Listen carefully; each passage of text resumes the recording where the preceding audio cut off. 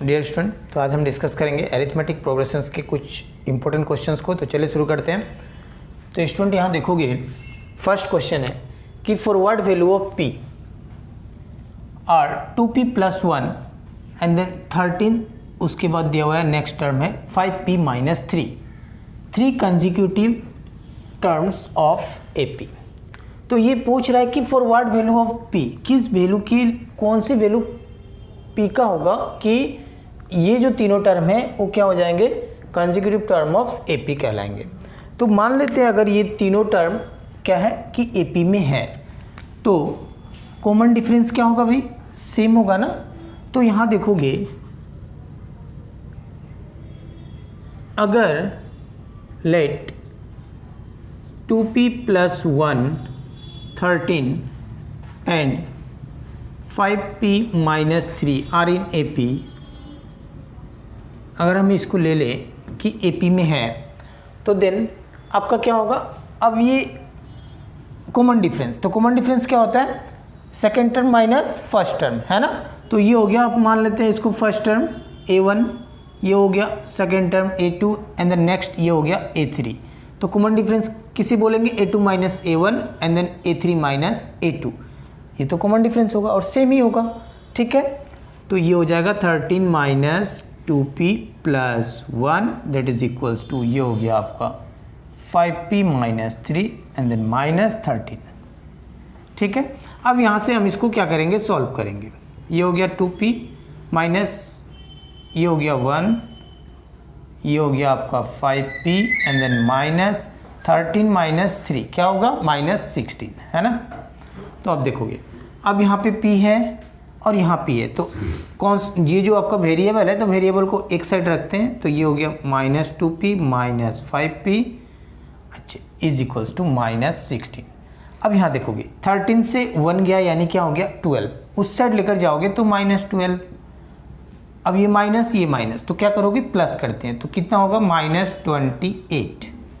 इस साइड क्या हुआ -7p -28। सो ये minus minus cancel, p is equals to 28/7, कितने बार में बोलोगे 4।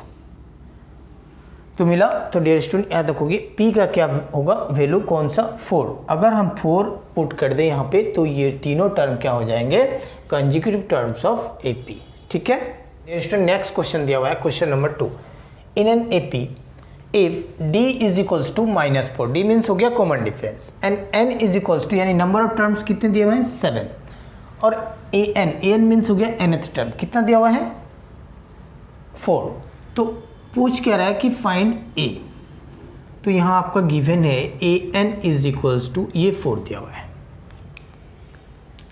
और d का वैल्यू है -4 and then n is equals to दे दिया हुआ है 7। तो आपको पता ही होगा, we know that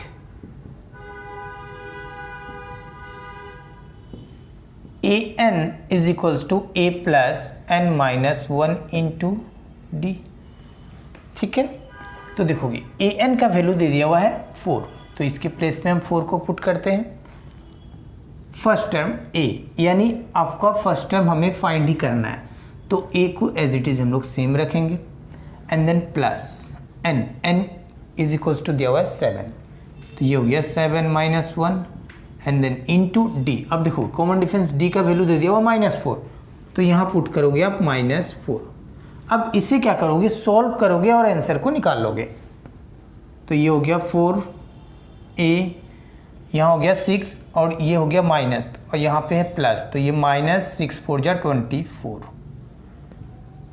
so a is equals to, इसको इस साइड लेकर आओगे तो 24 और इस साइड आएगा तो प्लस हो जाएगा, क्योंकि यहाँ पे माइनस है। 4 + 24 यानी हो गया 28, यानी a का वैल्यू हो गया 28। Next question, question number 3। यहाँ दिया हुआ है कि फाइंड द कॉमन डिफरेंस, यानी आपका d का वैल्यू फाइंड करना है, of an AP in which a18 - a14 that is equals to 32, यानी गिवन है a18 - a14 इक्वल्स टू 32। तो a18 में a18 / a14 मीन्स क्या हो गया, तो यहाँ देखोगे आप लोगों को पता ही होगा कि ए एन यानी nth टर्म क्या होता है, a plus n minus one into में d, यानी a हो गया first term, n means number of terms and d4 हो गया कॉमन डिफरेंस। ठीक है, तो यहाँ देखोगे तो अगर हम 18 यानी फर्स्ट 18 टर्म अगर हम लोग निकालें, nth टर्म जो होता है तो 18th टर्म निकालें तो ये क्या होगा, a प्लस 18 माइनस वन, यानी डायरेक्ट आप लिख सकते हो यहाँ पे 18 माइनस वन करोगे तो 17 होगा। आप याद ही रखोगे जब भी इस तरह के आए तो आपको याद रखना है कि अगर 18 है तो क्या होगा 1 माइनस यानी 17, एक कम करके डायरेक्ट लिखोगे। ये हो गया 17d एंड देन माइनस, इसको ब्रैकेट में लिखेंगे क्योंकि यहाँ पे 2 टर्म आने वाला है।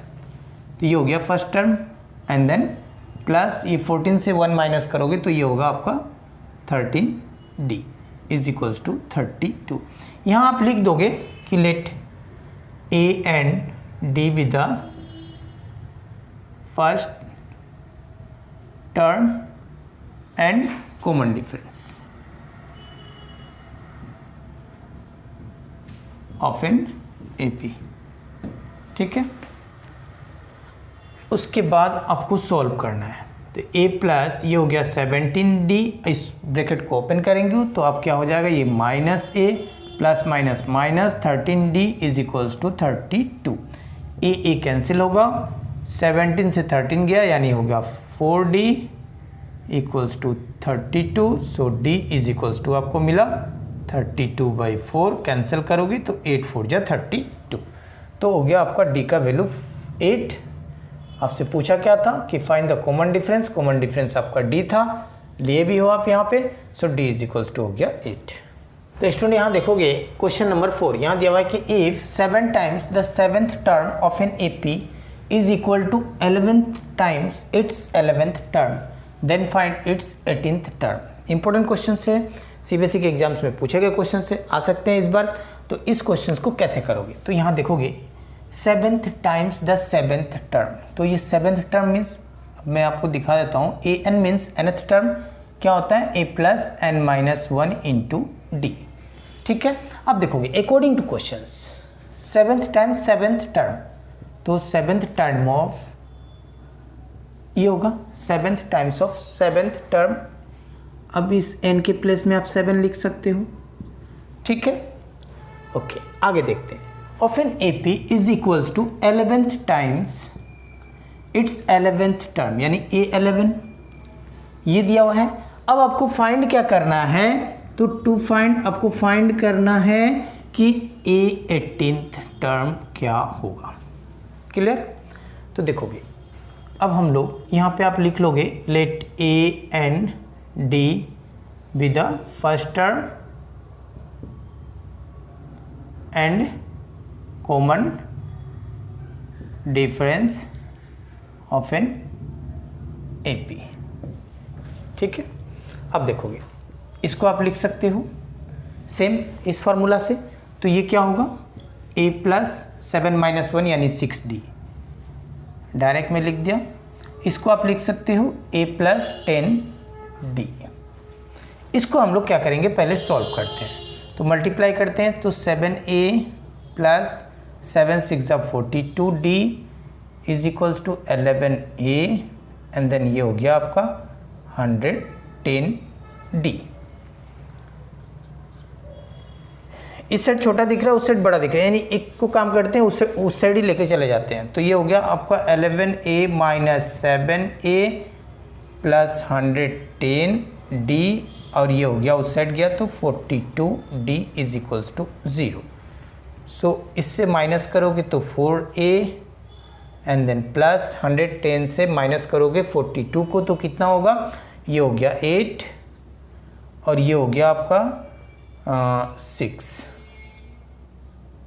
Equals to 0। 4 कॉमन लेते हैं, तो 4 आप कॉमन लोगे तो ये हो जाएगा a और ये हो गया प्लस, ये हो गया 1 और ये हो गया 17 और यहाँ पे d इज इक्वल्स टू 0। अब आप ध्यान दोगे कि a plus 17d is equals to आपको मिला 0।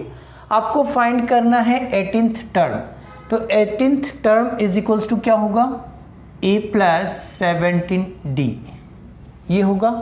और a प्लस 17d का वैल्यू ऑलरेडी आप निकाल के दिखाए हो कि क्या होगा 0, तो इसको आप नंबर 1 दे दो, इसकी जगह आप 0 लिख सकते हो यूजिंग 1।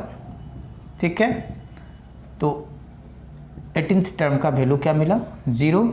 तो ये क्वेश्चंस आया हुआ क्वेश्चंस था, इस तरह क्वेश्चंस पूछे जा सकते हैं। तो नेक्स्ट क्वेश्चंस को देखते हैं।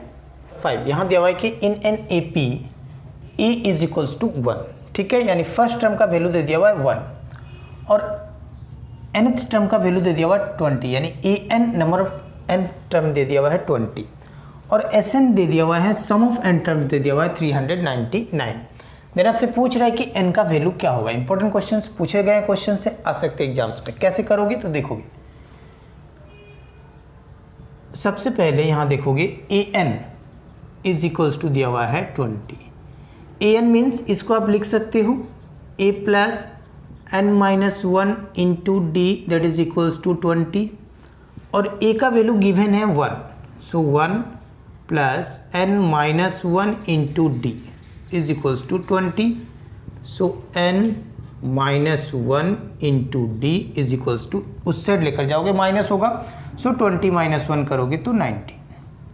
अब देखोगे नहीं आपके पास d है नहीं आपके पास n है, n तो फाइंड करना है, तो हम लोग पहले इस कंडीशन को एज इट इज़ हम लोग रख देते हैं।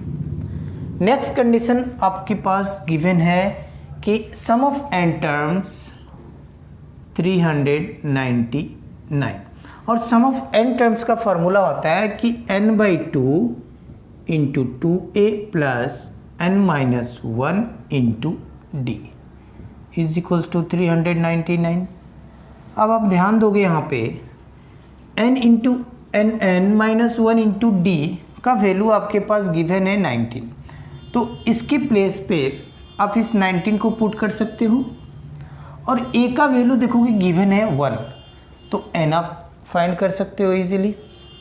तो देखोगे इसको आप लिख दो n/2 2 इंटू 1 प्लस और n माइनस 1 इंटू डी का वैल्यू देखोगे यूजिंग 1 कितना होगा 19, तो इसके प्लेस में लिख सकते हो 19 and then is equals to 399।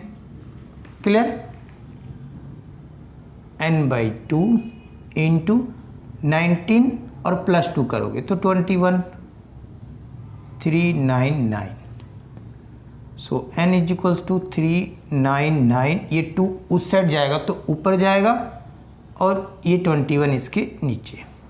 Clear, अब आपको क्या करना है कैंसिल कर देना, तो 3 से कैंसिल करते हैं, 3 7 जा 21, ये हो गया 1, ये हो गया 3 और ये हो गया 3।